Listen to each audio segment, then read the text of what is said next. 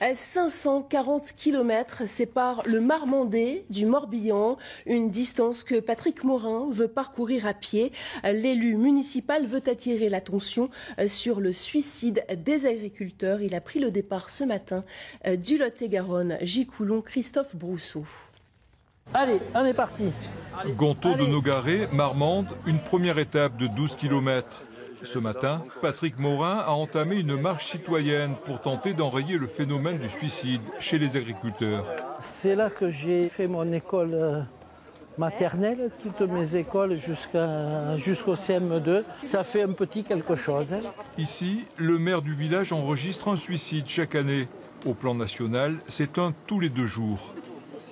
J'ai perdu un ami il y a une dizaine d'années de ça.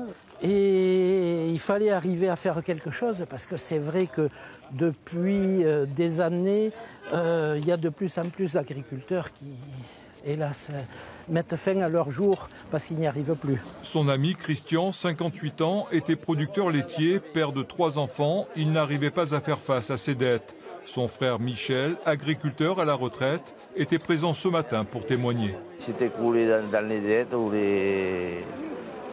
Voilà, pourtant c'était un vaillant et tout, et voilà. Et moi j'y suis passé aussi, mais je me suis refait. Mais on n'a pas deviné autant les uns que les autres. Patrick va marcher jusqu'à la basilique Sainte-Anne-d'Auray dans le Morbihan, 540 km en 22 jours.